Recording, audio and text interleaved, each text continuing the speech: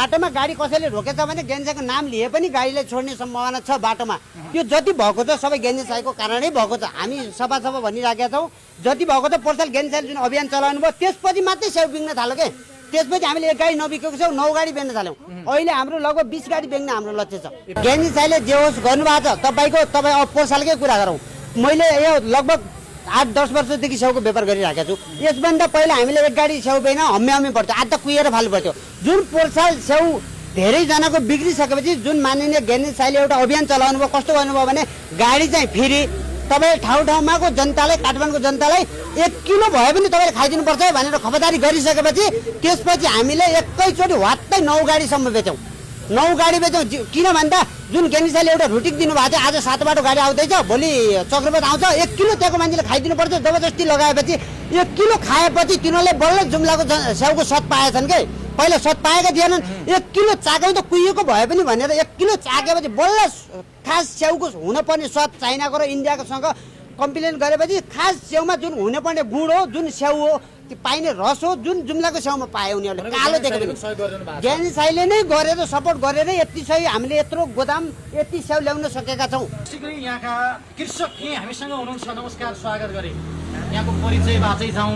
मेरो सौर्य बुढा, जुम्ला जिल्ला सिजा गाउँपालिका वार्ड नम्बर 4 तल्लो गेट पर्छ मेरो लगभग गेन्जेसाईको गाउँ भनेको एउटै पर्छ। बोलायो भने सुनिने लगभग नजिकै पर्छ। एउटै गाउँपालिका हो हाम्रो, नजिक एउटै गाउँ पनि पहिला वडा एउटै थियो, अहिले वडा छुटेको छ। एउटै गाउँ हो हाम्रो। यो नयाँ स्याउ लगभग हाम्रो यो 3 गाडी स्याउ आइसकेको छ। 1 गाडी 2 गाडी हामीले सेल गरिसकेका छौँ र 1 गाडीको हाम्रो तर्खरमा छ। हाम्रो पसल भनेको चक्रपथमा छ, श्रीकृष्ण जुम्ली अर्गानिक पसल। श्रीकृष्ण जुम्ली अर्गानिक पसल चक्रपथमा ठ्याक्कै त्यो के अरे यो मेटलको अपोजिट पाउँछ हाम्रो सबै। यति मात्रै सामान होइन हामीसँग। जुम्लाको दाल, चामल, कोदो, मकै, जौ, गहुँ, चिनु, कागुनु, फापर, भटमास, तपाईँको अन्य कुरा जुम्लाको अल्लोको आइटमहरू पनि हामीसँग। जुम्लाको महहरू सबै कुराहरू जुम्लाको अर्ग्यानिक सामानहरू हामीसँग पर्याप्त मात्रामा छ। अनि यहाँ पनि यो स्याउको हाम्रो स्टोर मात्रै हो। जुन पाउने सामान छ पसल त हाम्रो चक्रपथमा छ, श्रीकृष्ण जुम्ली अर्ग्यानिक पसल। तपाईँ त्यहाँ आएर स्याउ मात्रै होइन जुम्लाका अन्य आइटम पनि खान सक्नुहुन्छ। ओखरदेखि लिएर अहिले स्याउको सुकुटी दिएर, च्याउको सुकुटी लिएर, मार्सी चामलको धान, मार्सी चामल, फापर, मिठे फापर, तिते फापर, मकै, जौको च्याङ्लाहरू सम्पूर्ण आइटमहरू हामीसँग लगभग 150 आइटम जति जुम्लाको हाम्रो पसलमा पर्याप्त मात्रामा छ। होलसेल लिए पनि पाउँछ र खरेद फाटफुट पनि पाउँछ। सबै चक्रपथमा चाहिँ सम्पूर्ण कर्णालीवासीहरूको अर्ग्यानिक सामानहरू, अर्ग्यानिक पान श्रीकृष्ण जुम्ली अर्ग्यानिक चक्रपथ मेटलको अपोजिट पाउँछ। सबै सामानहरू हामीसँग छ, पर्याप्त मात्रामा छ। खाद्य सामानहरू अहिलेको लागि हामीले स्याउको यो स्टोर बनाएको बेच्ने सामान त्यहाँबाट हाम्रो गइरहेको छ। उताको बालाजुदेखि कलङ्की थामकोटसम्मको लागि हामीले उताबाट वितरण गरिरहेका छौँ। यता तपाईँको भक्तपुरदेखि बनेपासम्मको लागि हामीले यता स्टोर बनाएको। यता सबैले यताबाट लिइरहेको छ भने लगभग 100-200 जनाले हाम्रो स्याउ लिइरहेको छ।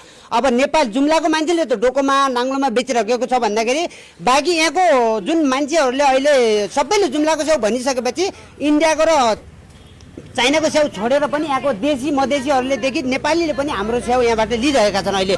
जो कि सबैले जुम्लाको स्याउ रोजाइमा परेको छ, राम्रो छ, तर कालो छ, अलिकता खानको लागि हिचकिचाउँछन्। खायो भने सबैलाई तर मिठो छ, स्वादिलो रहेछ है जुम्लाको स्याउ। अब हामीले जुम्लाकै स्याउ खानुपर्छ। बाहिरको स्याउ खाँदाखेरि एउटा विषादी हुन्छ। अर्को कुरो 1 किलो किन्यो भने 200 रुपियाँ पर्छ। 200 रुपियाँ इन्डिया जानुभन्दा 200 रुपियाँ जुम्ला जाओस्, जुम्लाको जनतालाई उत्साहित होस्, जुम्लाको जनताको केही न केही जाँगर काम गर्ने जाँगर चाहिँ लागोस्। जुम्लाको जनता विदेशी भन्दा नेपालमै बढ्ने वातावरण बनाउनु लागि अब जुन सुनिरहनु भएको छ, देखिरहनु दर्शकहरूले पनि केही न केही तपाईँले अब विकल्प आउने बेला विकल्प तपाईँको मनमा केही विकल्प सोध्नु पर्यो कि हामीले मधेसीको स्याउ इन्डियन स्याउ खानभन्दा 1 किलो खाउँ 2 किलो खाउँ 400 रुपियाँ पर्छ। नेपाली स्याउ धेरैमा धेरै तपाईँ 200 देखि 250सम्म पर्छ। तपाईँले 4 किलो लिनु भने त्यो 4 किलोको पैसा चाइनाको मान्छे मात्रै फर्टाउने हो, नेपाली गरिब हुने हो। अब 4 किलो इन्डियन स्याउ खायो भने इन्डियाको मान्छे, सिमलाको मान्छे धनी हुने हो, दिल्लीमा घर हुने हो, तर नेपालीको दशा उस्तै हुने हो। तर तपाईँले 1 किलो मात्रै जुम्लाको स्याउ खाइदियो भने जुम्लाको मान्छे विदेश जान छोडेर हाम्रो घरमा बढ्छ। खाडी छोडेर बाढीलाई बाँझो नराखेर बाढी उत्पादन गर्न खोज्छ, बाढीलाई खन्छ हो। त्यो भएको कारणले अहिले हामी तपाईँ मिडियासँग अनुरोध गरिरहेका छौँ कि नेपालीलाई यस्तो जनचेतना फैलाइदिनु पर्यो कि हर मनमा जाग्नु पर्यो कि नेपाली स्याउ खाउँ। यसो होइन हाम्रो स्याउ त 12 मास रहन सक्दैन, तर पनि 4 महिना 5 महिना रहन्छ। 4-5 महिना मात्र पनि जुम्लाको स्याउ खाएर हामीले तपाईँको खाइदियौँ भने त 4 महिना मात्रै इन्डिया र चाइनाको स्याउ रोक्न सक्यौँ भने त नेपालीको मनमा त केही न केही उत्साह जाग्छ नि। हाम्रो स्याउ त बिको, अब बाढीमा कुहिने सम्भावना त कम हुन्छ। अहिले हाम्रो के हुन्छ भने तपाईँको यो स्याउ रासायनिक मल हालेको हुँदैन, केमिकल हुँदैन। यो तपाईँको 4 दिन मात्रै गोदाममा स्टोर रहनुपर्छ, कुहिने सुरु हुन्छ।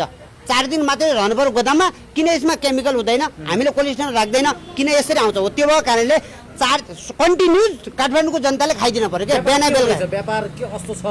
व्यापार अहिले ठिकै छ, सरकारको सहयोग केही पनि छैन। ज्ञानी साईले जे होस् गर्नुभएको छ। तपाईँ पोहोर सालकै कुरा गरौँ, मैले यो लगभग 8-10 वर्षदेखि स्याउको व्यापार गरिराखेको छु। यसभन्दा पहिला हामीले एक गाडी स्याउ बेच्न हम्मे पर्थ्यो, आज त कुहिएर फाल्नु पर्थ्यो। जुन पोहोर साल स्याउ धेरैजनाको बिग्रिसकेपछि जुन माननीय ज्ञानी साईले एउटा अभियान चलाउनु भयो, कस्तो गर्नुभयो भने गाडी चाहिँ फेरि तपाईँ ठाउँमाको जनतालाई, काठमाडौँको जनतालाई 1 किलो भए पनि तपाईँले खाइदिनुपर्छ भनेर खबरदारी गरिसकेपछि त्यसपछि हामीले एकैचोटि वात्तै 9 गाडीसम्म बेच्यौँ। 9 गाडी बेच्यौँ। किन भन्दा जुन ज्ञानी साईले एउटा रुटिक दिनुभएको थियो, आज 7 बाटो गाडी आउँदैछ, भोलि चक्रपथ आउँछ, 1 किलो त्यहाँको मान्छेले खाइदिनुपर्छ जबरजस्ती लगाएपछि 1 किलो खाएपछि तिनीहरूले बल्ल जुम्लाको स्याउको स्वाद पाएछन् के। पहिला स्वाद पाएका थिएनन्। 1 किलो चाक्यौँ त कुहिएको भए पनि भनेर 1 किलो चाकेपछि बल्ल खास स्याउको हुनुपर्ने स्वाद चाइनाको र इन्डियाकोसँग कम्प्लेन गरेपछि खास स्याउमा जुन हुनुपर्ने गुण हो, जुन स्याउ हो, त्यो पाइने रस हो, जुन जुम्लाको स्याउमा पाए उनीहरूले कालो देखेको। ज्ञानी साईले नै गरेर सपोर्ट गरेर यति सही हामीले यत्रो गोदाम यति स्याउ ल्याउन सकेका छौँ। तपाईँको बाटोमा गाडी कसैले रोकेछ भने ज्ञानी साईको नाम लिए पनि गाडीलाई छोड्ने सम्भावना छ बाटोमा। यतिसम्म पोहोर साल तपाईँको त्यस्तो गरिसक्यो, अभियान चलाइसकेपछि पछि जनताले त तपाईँको कुहिएको भए पनि नेपाली स्याउ खान थाले, किन उनीहरूको स्वाद पाए नि त हो। त्यो भएको कारणले यो जति भएको छ सबै ज्ञानी साईको कारणै भएको छ। हामी सफा भनिराखेका छौँ, जति भएको छ पोहोर साल ज्ञानी साईले जुन अभियान चलाउनु भयो त्यसपछि मात्रै स्याउ बिग्न थाल्यो के। त्यसपछि हामीले 1 गाडी नबिकेको छौँ, 9 गाडी बेच्न थाल्यौँ। अहिले हाम्रो लगभग 20 गाडी बेच्ने हाम्रो लक्ष्य छ। 20 गाडी अहिले साल बेच्ने हाम्रो लक्ष्य छ। पोहोर साल हामीले ज्ञानी साईको अभियानबाटै यो प्रेरणा भयो, सहयोग मिल्यो, त्यहाँबाटै जनताले पनि जनचेतना फैलियो कि एक दिमागमा घुसेसके सबैले। अब बिहान बेलुका संसद भवनमा जुम्लाकै स्याउ भनेपछि होस खुलेछ सबैको। त्यसपछि खान थालेपछि अहिले सबैले जुम्लाको स्याउ खाना आउँदैन, कुहिएको भए पनि सानो पनि बरु सस्तो दिनु हामीले लिन्छौँ, यो राम्रै हुन्छ, भित्र कुहिएको हुँदैन भन्ने हुन्छ सबैको। त्यो भएको कारणले अहिले राम्रो भएको छ, एकदम खुसी छौँ हामी पनि।